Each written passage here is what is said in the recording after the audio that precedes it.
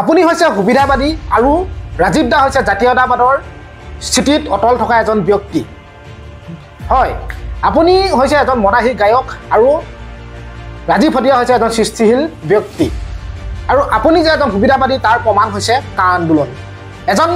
লৰা বুলি কৈছো এজন যুৱক গৌৰজি উঠিছে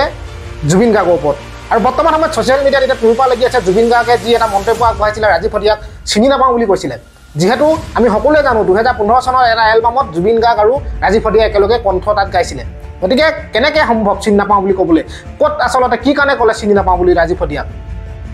গতিকে এই যুৱকজনে যিখিনি কথা ক'লে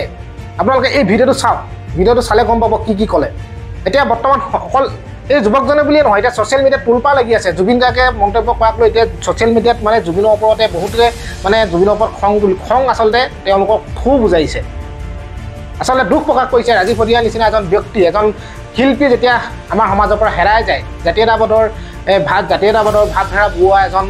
আমাৰ তেজাল অসমীয়া যুৱক ৰাজীৱ হদিয়া হঠাৎ যেতিয়া নাইকিয়া হৈ গ'ল যিসকলে ভাল ধৰণে চিনি পোৱা নাছিলে তেওঁক কিন্তু এতিয়া বৰ্তমান তেওঁ চেনেলত চাৰ্চ কৰি বা ৰাজীৱ হদিয়া গান শুনি এতিয়া তেওঁলোকে বুজি উঠিছে যে কিমান এজন মাটিৰ লগত মিলা মানুহ আছিল ৰাজীৱ হদিয়া তেওঁ সকলোৱে বুজি উঠিছে বা যি কি নহওক দেৰিকৈ হ'লেও আচলতে আপুনি এজন মদাহী গায়ক আৰু ৰাজীৱ দা জাতীয়তাবাদী সৃষ্টিশীল মনৰ এজন শিল্পী হয় আপুনি সুবিধাবাদী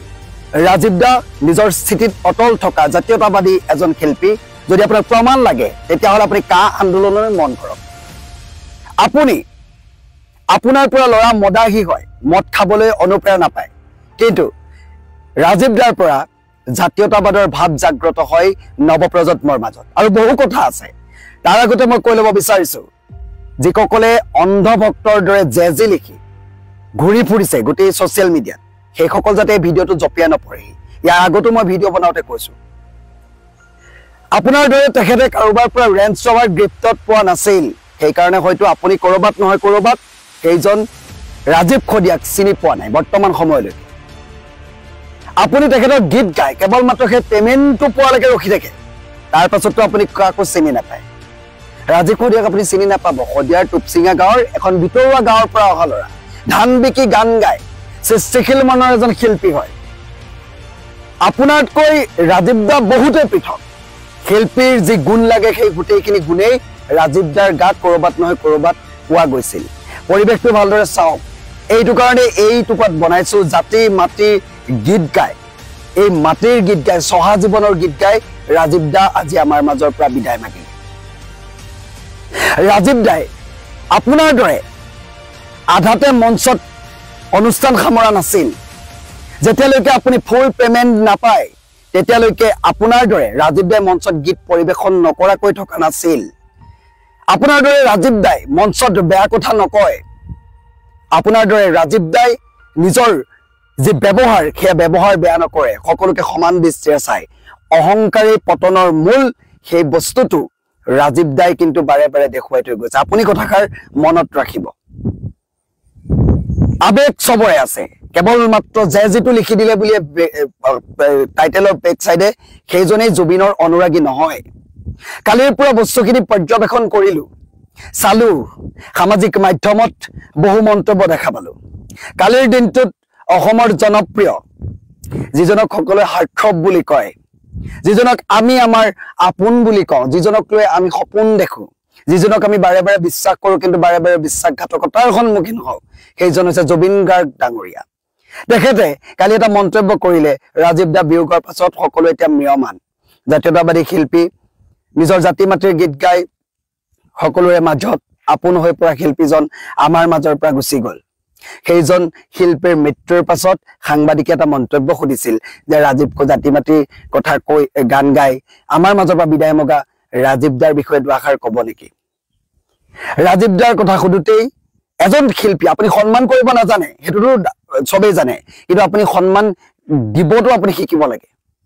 এইজন শিল্পীক কেনেকৈ সন্মান দিব লাগে সেই সন্মানখন অন্তত ইমান বছৰে আপুনি 16,000 18,000 গীত গাইছো বুলি কয়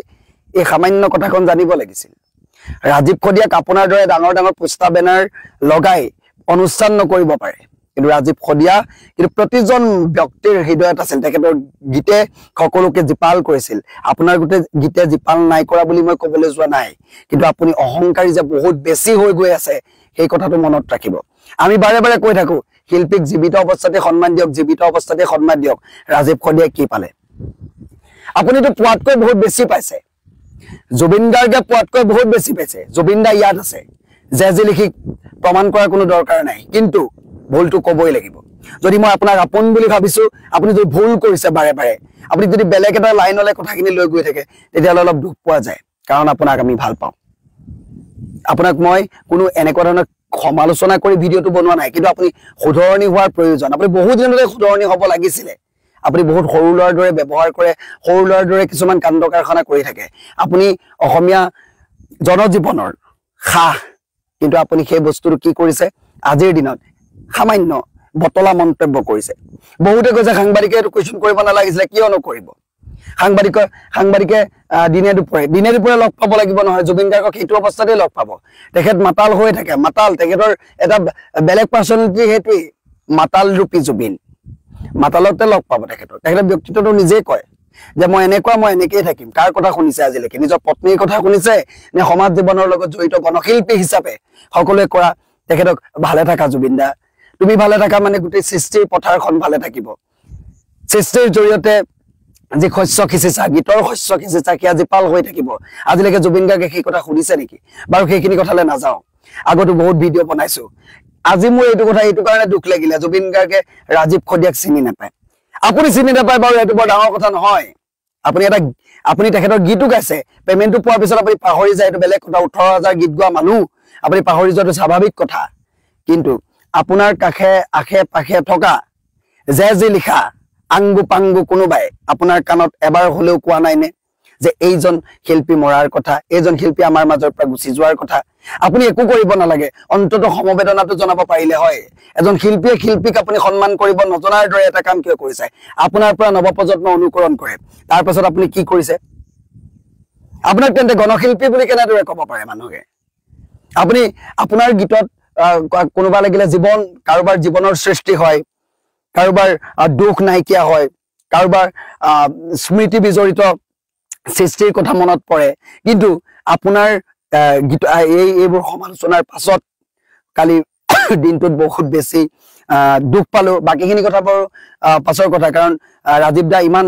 ভাল সম্ভ্ৰান্ত পৰিয়ালৰ পৰা বিলং কৰা নাছিলে ৰাজীৱ দা এটা সামান্য ক্ষুদ্ৰ পৰিয়ালৰ পৰা বিলং কৰিছিলে বা জীৱন নিৰ্বাহ কৰিছিলে নিজৰ ঘৰৰ ধান বিকি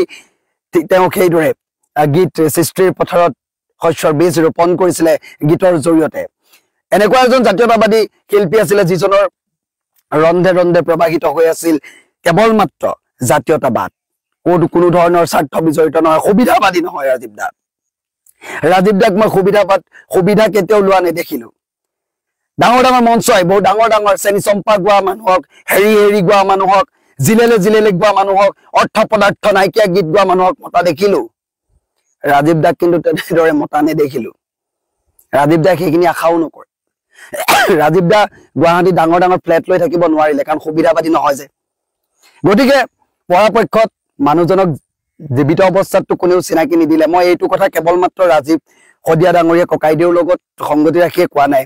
যিমানবোৰ শিল্পী আছে গণশিল্পী যিবোৰে জাতি মাতৃৰ কথা অহৰ্নিশে চিন্তা কৰে জাতি মাতৃৰ কথা ভাবি জাতীয়তাবাদ সৃষ্টিৰ ক্ষেত্ৰত অহৰ্নিশে কাম কৰি আছে সেইসকল শিল্পীক জীয়াই থাকোঁতে সন্মান দিয়ক এতিয়া মৰণোত্তৰভাৱে এতিয়া পৰিয়ালটো তিনিটিকৈ প্ৰাণী আছে সন্তানটি আছে তেখেতৰ পঢ়া শুনাৰ দায়িত্বৰ পৰা এতিয়া বিভিন্নজনে লৈছে বা পত্নীগৰাকীৰ দায়িত্ব এতিয়া বিভিন্নজনে লৈছে কিন্তু শিল্পীজনৰ এই অপূৰণীয় ক্ষতি আকৌ এজন ৰাজীৱ শদিয়া আমি আৰু নাপাওঁ গতিকে আপোনালোকে যদি এই সন্মান কৰিব নাজানে অপমানো নকৰিব কিন্তু এইটো কথা এইটো কাৰণে ক'লো যাতে পাছৰ প্ৰজন্মৰ এই শিল্পীসকলকো যাতে এইটো দৃষ্টিৰে চাই আৰু এটা কথা জুবিন দা মনত ৰাখিব আপোনাৰো এদিন মৃত্যু হ'ব আপোনাৰ মৃত্যু আমি কেতিয়াও আমি মানে চাব নোৱাৰিম বস্তুটো কিন্তু আপুনি মানে এইটো কথা কেতিয়াও নকব আপোনাৰ মৃত্যুৰ পাছত সদায় মনত ৰাখিব দিন সকলোৰে একে নাযায় সময় আহে সকলোৰে জীৱনলৈ আহে আপোনাৰ শেষ ক্ষণত এনেকুৱা এটা যদি পদক্ষেপ এনেকুৱা এটা যদি কথা এনেকুৱা কিবা এটা যদি হয় শিল্পীৰ পাছত আপোনাৰ যিটো ব্যক্তিত্বলৈ আপুনি গৈ আছে সেইখিনি সময়ত আপোনাৰ পৰিয়ালৰ কেনেকুৱা লাগিব ইমানবোৰ সৃষ্টিৰ পথাৰত শস্যৰ বীজ গীতৰ জৰিয়তে লিখি ৰচনা কৰি সকলোৱে জীপাল কৰি থৈ যোৱাৰ পিছত যেতিয়া এনেকুৱা কথাবোৰ শুনিব আপোনাৰ কেনেকুৱা লাগিব বা পৰিয়ালৰ কেনেকুৱা লাগিব গতিকে পৰাপক্ষত অকণমান চেঞ্জ হ'বলৈ চাওক বাকী একো নকওঁ ৰাজীৱ দা ভালে থাকক পুনৰ যাতে আমি তেখেতৰ দৰে এজন জাতীয়তাবাদী সত্তাৰ ব্যক্তি শিল্পী আমি লগ পাওঁ তাকে কামনা কৰিছোঁ মোৰ ভগৱন্তই তেখেতক স্বৰ্গগামী কৰক সকলো ভালে থাকক সকলো শিল্পীক সন্মান দিয়ক জীয়াই থাকোঁতে ধন্যবাদ